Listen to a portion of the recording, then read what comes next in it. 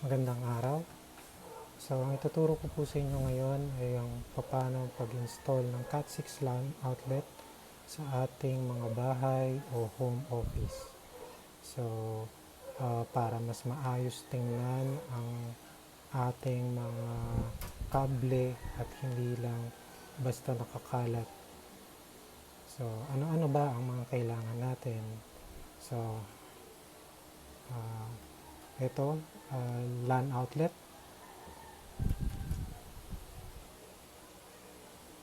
faceplate.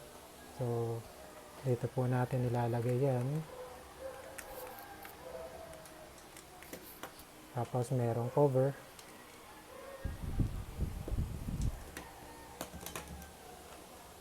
Kable. Pambalat dito sa kable. Pwedeng splicer. Pwedeng cutter. So, ito. Papakita ko. Ito naman kasi dahil DIY tayo. So, pakita ko sa inyo na pwede naman itong gamitin dahil common to sa mga bahay natin or mga school supplies. So, yan. So, ito rin. Ito naman, cutter pang remove ng excess wires mamaya.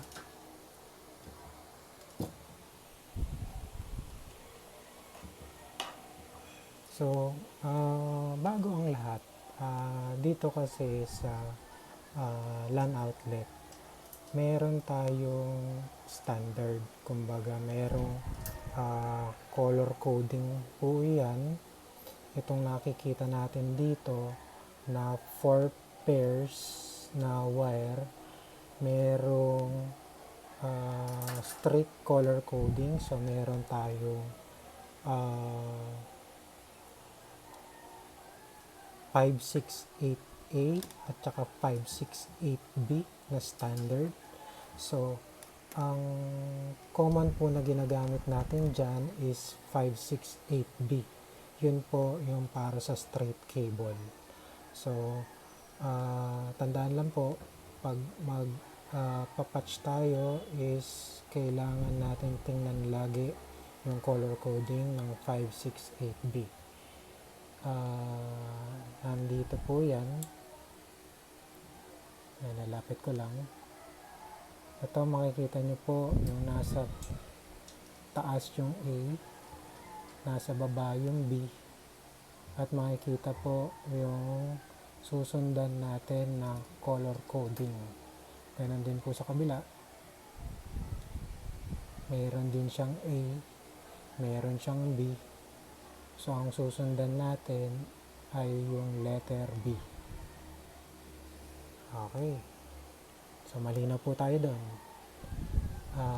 Baka may magtatanong, para saan pa yung A? Bakit ginawa yung A? Yung A po ay ginagamit kung kailangan natin ng cross cable connection. So, kadalasan po hindi natin ginagamit yung cross cable dahil para po yun sa magkaibang transmission ng pin. So, ang typical po na ginagamit talaga natin ay yung 568B. So unang-una, hawak natin to. Ito yung kable. Babalatan natin yan.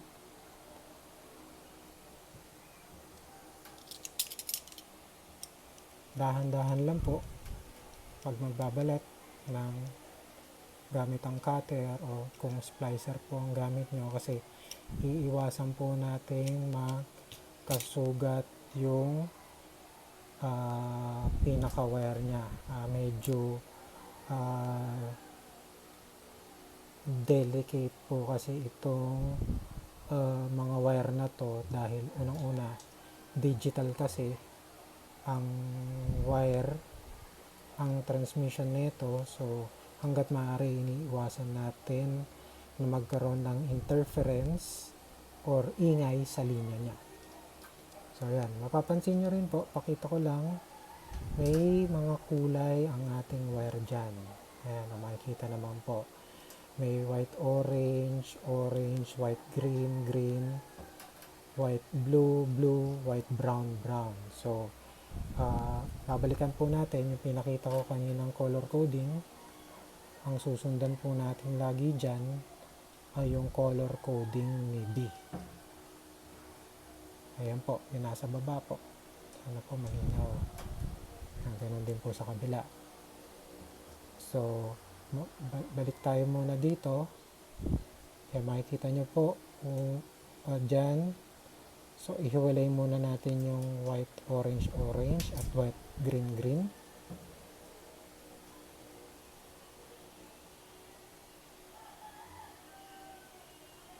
So, ayan po yan.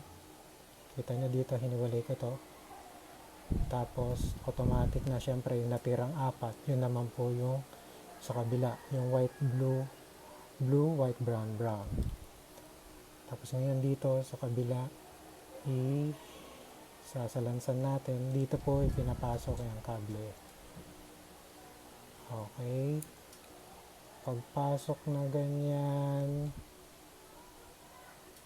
salansan lang konti. At isushoot natin po dito sa parang butas na to. Dito iipit ang wire. Ayan. So, unahin ko lang yung green.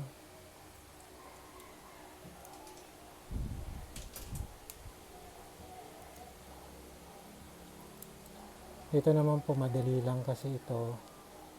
Basta masundan mo yung numbering. Tapos toolless din po siya kasi may kasama itong panghigpit.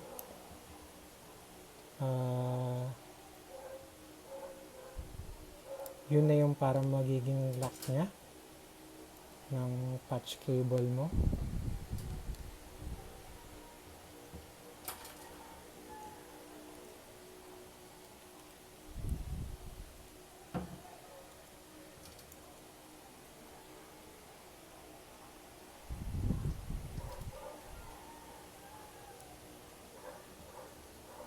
Siguraduhin lang po lagi na mahigpit at hindi kumakalas.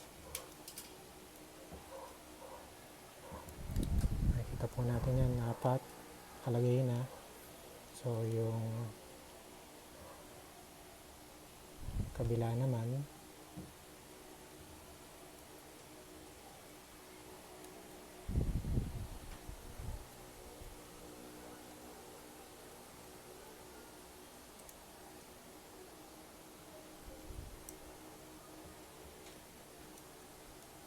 white, blue, blue,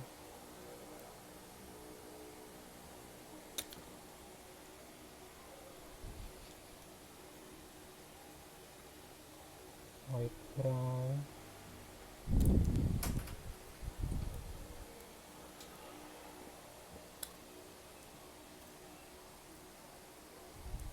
yan, nakasalansan na po.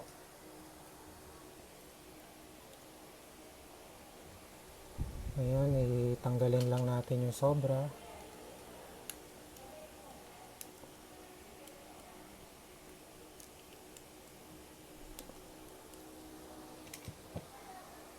Ayos na, malinis tingnan. Ito yung sinasabi ko, toolless. Isushoot lang po ito. Lapat na lapat po yan. Yan, lapat na lapat. Yun yung magiging pinakahigpit niya.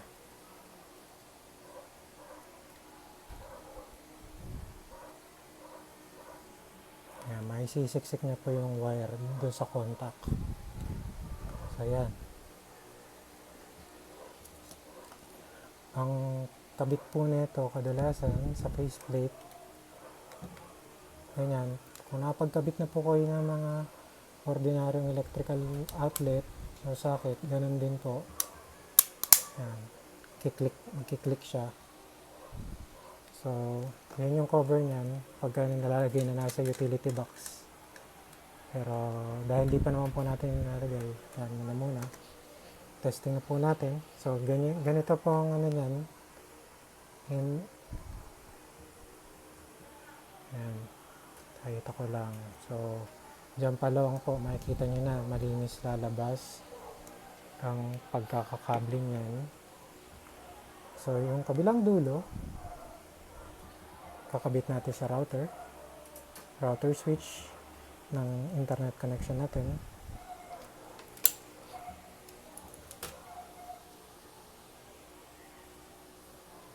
At ngayon, testing po tayo. So, meron pa akong isang kable dito. Ito yung nakakonect naman sa computer. So, para matest natin kung gumagana siya. Makikita po, angat yung cover. Yan, nag-click.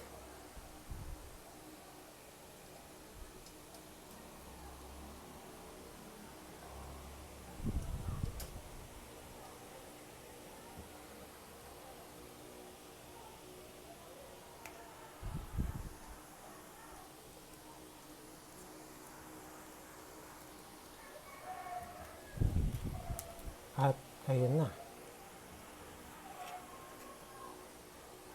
Ayan, pakita ko lang. Ayan po. Gumagana na yung LAN 1. So, dito po natin kinabit itong nasa LAN outlet natin. So, ano ba yung magandang sa ginawa natin? So, yun nga, babalikan po natin. So, syempre, mas presentable at mas organized pong lalabas ang pagkakakable ng ating mga computer, printer, sa ating home network or sa ating home office. At syempre, hindi na naiiwasan natin mga salasalabat yung kable, yung pwedeng makapatid. So, ayun po, sana may natutunan kayo sa tutorial video na to. Kung nag-enjoy po kayo, pa-subscribe na lang po sa ating channel at mas marami pa po akong i-demo na mas maganda pa na topic dito. Salamat.